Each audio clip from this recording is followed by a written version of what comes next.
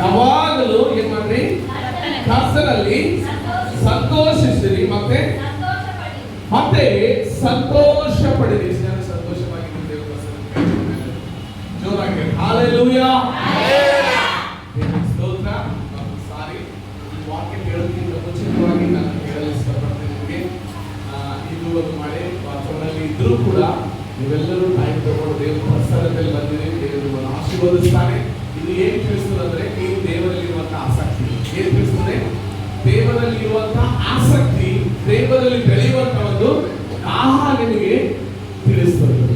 ಅದಕ್ಕಾಗಿ ದೇವ ವಾಕ್ಯ ಅದಕ್ಕೆ ಹೇಳ್ಬೇಕು, ಕೀರ್ತನೆ ಅವ್ರ ಆಸಕ್ತಿನಾಗಲಿ ಇರುವುದರಿಂದ ನಾನೇನ್ ಮಾಡ್ತೀನಿ ಅಂತ ಅವನಿಗೆ ರಚಿಸ್ತೇನೆ ಅಂತ ದೇವರಿಗೆ ರಚಿಸುವಂತ ದೇವರಾಗಿದೆ. ನಿಮ್ಮ ಆಸಕ್ತಿ ಜಾಸ್ತಿ ಇಂಪಾರ್ಟೆಂಟ್ ಇದೆ.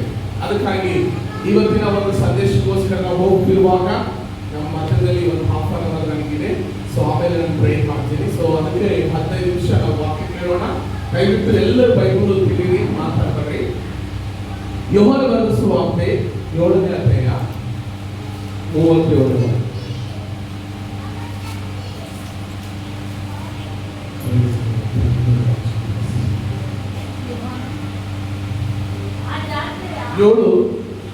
ಏಳನೇ ಅಧ್ಯಾಯ ಎಲ್ಲರಿಗೂ ಸಿಗುತ್ತಾ? 37. ಯೋಹಾನ ಬರೆದ ಸುವಾರ್ತೆ. ಬೈಬಲ್ ತಂದಿದ್ದವರೆಲ್ಲ ತಿಳಿರಿ. ಈ ಜನ ತಂದಿದ್ದ ಬೈಬಲ್ ಇದ್ರ ಮ್ಯಾಲ ಪ್ರೈಸ್ ದಿ ಲಾರ್ಡ್. ಓಕೆ, 7ನೇ ಅಧ್ಯಾಯ 37. ಹಾ,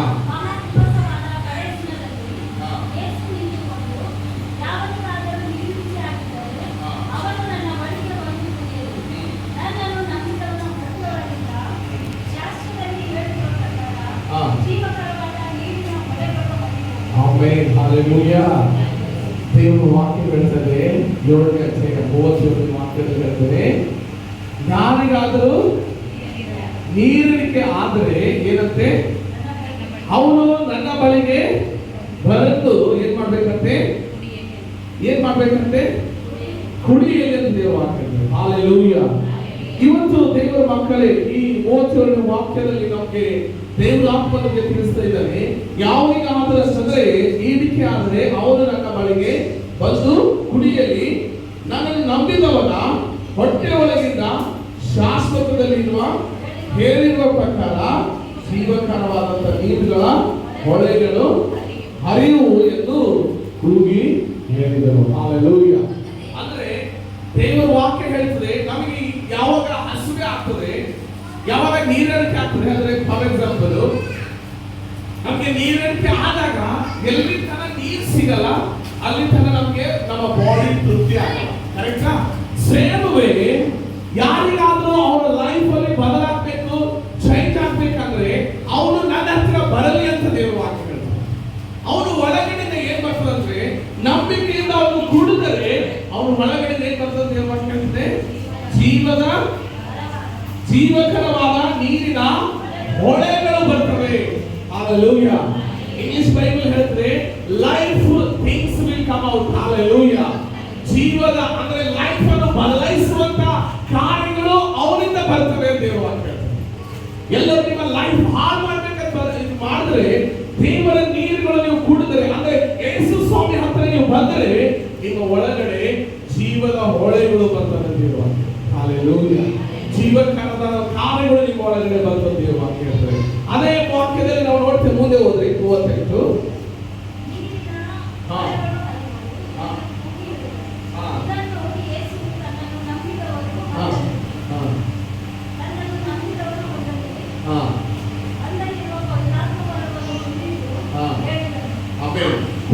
ದೇವರ ವಾಕ್ಯ ಹೇಳ್ತದೆ, ಈ ಒಂದು ಜೀವಕರವಾದಂತ ಅದ್ಭುತವಾದಂತ ಕಾರ್ಯಗಳು, ಹೊಳೆಗಳು ಯಾರಿಂದ ಬರ್ತವಂದ್ರೆ ಅವನನ್ನು ನಂಬಿದವರ ಒಳಗಿಂದ ಬರ್ತದೆ. ಯಾರನ್ನು ನಂಬಿದವರು? ಯೇಸು ಸ್ವಾಮಿ ನಂಬಿದವರನ್ನು. ಹಲ್ಲೆಲೂಯಾ. ಯಾರು ನಂಬಿದವರನ್ನು? ದೇವರನ್ನು ನಂಬಿದವರು. ಯಾರು ನಂಬಿದವರು? ಹಲ್ಲೆಲೂಯಾ. Praise the Lord. ಯಾಕಂದ್ರೆ ಲೋಕದಲ್ಲಿ 365 ಕೋಟಿ ಎಷ್ಟಿದ್ದಾವೆ? ದೇವರ ಹೆಸರು ಬರೋದು ಎಷ್ಟು? 365 ದೇವರು ಜೀಸಸ್ ಅಂತ ಹೇಳಬೇಕು. ಏನಂತ ಹೇಳಬೇಕು? ಹಲ್ಲೆಲೂಯಾ. ಏನಂತ ಹೇಳಬೇಕು? ಯೇಸು ಅಂತ ಹೇಳಬೇಕು. ಹಲ್ಲೆಲೂಯಾ.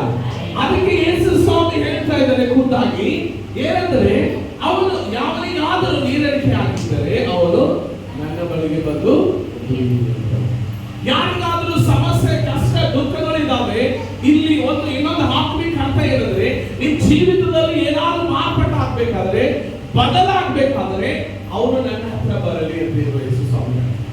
ಅವನು ಒಳಗಡೆ ಏನು ಗೊತ್ತಂದ್ರೆ, ಜೀವಕರವಾದಂತ ನೀರಿನ ಹೊಳೆಗಳು, ಲೈಫ್ ಅವನ ಒಳಗಡೆಯಿಂದ ಬರ್ತದಂತೆ ಇರುವಾಗ the new things will come out from them. Hallelujah. Praise the Lord. ಅದಕ್ಕೆ ನಾವು ನೋಡ್ತೇವೆ ಯೇಸು ಸ್ವಾಮಿ ಹೇಳಿದ ಹಾಗೆ ಇವತ್ತು ನಮಗೆ ನೀರು ಕುಡಿಯೋಣ ಯೇಸು ಸ್ವಾಮಿ ಕೊಡುವಂತ ನೀರು. Hallelujah. Praise the Lord. Hallelujah. So ನಾನು ನಿನ್ನೆ ಅದು ವಿಡಿಯೋ ಸಿಸ್ಟರ್ ಅಪ್ಲೋಡ್ ಮಾಡಿದ್ದಾರೆ. ಎಣ್ಣೆ ವಿಷಯದಲ್ಲಿ ಹೇಳ್ತಿರುವಾಗ ಒಬ್ಬರು ಏನ್ ಮಾಡಿದ್ದಾರೆ ಅಂತಂದ್ರೆ, ಇದು ನಮಗೆ ಸೀಕ್ರೆಟೇ ಗೊತ್ತಿಲ್ಲ. ಫಸ್ಟ್ ನಾವು ಎಣ್ಣೆ ಹಚ್ಕೊಳ್ತಾ ಇದ್ದೇವೆ ಅಂದ್ರೆ ಏನೋ ಒಂದು ಪ್ರೇಯರ್ ಮಾಡ್ಕೊಂಡು ನಾವು ಹೀಲ್ ಆಗ್ಬೇಕಂತ ಹಚ್ಕೊಳ್ತಾ ಇದ್ದೀವಿ. ಆದ್ರೆ ನಮಗೆ ಸೀಕ್ರೆಟ್ ಗೊತ್ತಿಲ್ಲ. ಎಣ್ಣೆ ಹಚ್ಚುವಾಗ ಸಹಿತ ನಮಗೆ ನೋಡೋದಿಲ್ಲ, ದೇವರಿಗೆ ನೋಡ್ತದೆ. ದೇವರನ್ನು ಅವನಿಗೆ ವಿರುದ್ಧವಾಗಿ ಹಾಕೊಳ್ಳಕ್ಕಾಗಲ್ಲ. ಅದರ ಮೀನಿಂಗ್ ನಮಗೆ ತಿಳಿಸ್ಕೊಡ್ಬೇಕಂತ ಹೇಳ್ತಾರೆ. Praise the Lord. Hallelujah. So ಅದಕ್ಕಾಗಿ ನಾನು ನಿನ್ನೆ ಹೇಳ್ತಾ ಇರುವಂತಹ ವಿಷಯ ಏನಂದ್ರೆ, ನಾವು ಪ್ರಾರ್ಥನೆಗೆ ಎಣ್ಣೆ ಹಚ್ಕೊಂಡಿದಾಗ ನನಗೆ ವಿರುದ್ಧಂತ ವೈರಿಗಳನ್ನು ನಾವೇನಾಗಿರ್ತೇವೆ ಅಂದ್ರೆ ಅವನಿಗೆ ಕಾಣದ ಹಾಗೆ ಯೇಸು ಕ್ರಿಸ್ತ ನಮಗೆ ಏನ್ ಮಾಡ್ತಾರೆ? ಕವರಿಂಗ್ ಮಾಡ್ತಾರೆ. ಹಲ್ಲೆಲೂಯಾ. ಸೊ ಇವತ್ತು ನಿಮ್ಮ ಒಳಗಡೆ, ನಿಮ್ಮ ಶರೀರ ಒಳಗಡೆ ಇರುವಂತಹ ರೋಗಗಳು ಹೋಗ್ಬೇಕಾದ್ರೆ ಇದು ವಾಟರ್ ಕಣ ಎಲ್ಲ ಶರೀರ ಆಗಬೇಕು. ಏನಾಗ್ತದೆ? ಎಲ್ಲಿ ಹೋಗ್ತದೆ? ಈ ನೀರಿನ ಅಂಶ ಏನ್ ಮಾಡ್ತದೆ? ಬ್ಲಡ್ 25% ಇದ್ರೆ ನೀರಿನ ಅಂಶ 75% ನಮ್ಮ ಒಳ ಬಾಡಿ ಒಳಗಡೆ. ಎಷ್ಟು percent? Hallelujah. Praise the Lord. ಅದಕ್ಕಾಗಿ ಈ ನೀರು ನಾವು ಪ್ರಾರ್ಥನೆ ಮಾಡಿದಾಗ ಈ ದೇವರ ವಾಕ್ಯ ಹೇಳಿದ ಹಾಗೆ ನೀರಿನ ಒಂದು ಹೊಳೆಗಳು ನಿಮ್ಮ ಒಳಗಡೆಯಿಂದ ಜೀವಕರವಾದಂತಹ ಹೊಳೆಗಳು ಬರ್ತಾವಂದ್ರೆ ನಿಮ್ಮ ಶರೀರದಲ್ಲಿ ಇರುವಂತಹ ಎಲ್ಲ ಬಂಧನಗಳು, ರೋಗಗಳು, ಕಾಯಿಲೆಗಳು ಕೂಡ ಹೊರಗಡೆ ಬರ್ತವೆ. ಹಲ್ಲೆಲೂಯಾ. ಅದಕ್ಕಾಗಿ ಇಲ್ಲಿ ನಾವು ನೋಡ್ತೇವೆ ಇನ್ನೊಂದು ವಾಕ್ಯದಲ್ಲಿ, ಹಳೆ ಒಡಂಬಡಿಕೆಯಲ್ಲಿ ನಾವು ನೋಡುವಾಗ ಏಷ್ಯದ ಪ್ರವಚನ ಗ್ರಂಥದಲ್ಲಿ 44 ವಾಕ್ಯ ಬರುವಂತ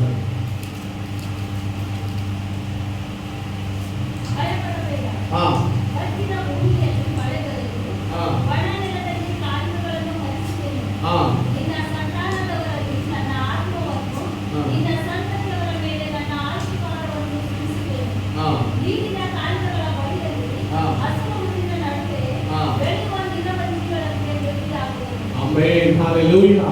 ಈ ನೀರು ಏನ್ ಮಾಡ್ತದೆ ಅಂತಂದ್ರೆ, ನಿಮ್ಮ ಲೈಫ್ ಅಲ್ಲಿ ಯಾವುದೇ ಒಂದು ಅಭಿವೃದ್ಧಿ ಕಾಣಿರಲ್ಲ ನೋಡಿ.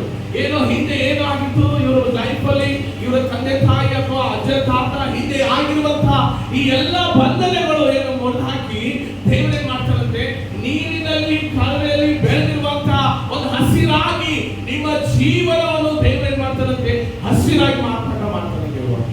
ಹಲ್ಲೆಲೂಯಾ. ಆ ರೀತಿಯಾಗಿ ದೇವರು ನಿಮಗೆ ಮಾರ್ಪಾಟ ಮಾಡ್ತಾರಂತೆ. ಅದೇ ರೀತಿಯಾಗಿ ಇನ್ನೊಂದು ನಾವು ವಾಕ್ಯಗಳು ಓದ್ಕೊಳ್ಳೋಣ. ಏನಂತಂದ್ರೆ ವಿಮೋಚನೆ ಕಾಂಡ ಪುಸ್ತಕ 23ನೇ ಅಧ್ಯಾಯ 25ನೇ ವಾಕ್ಯಗಳು.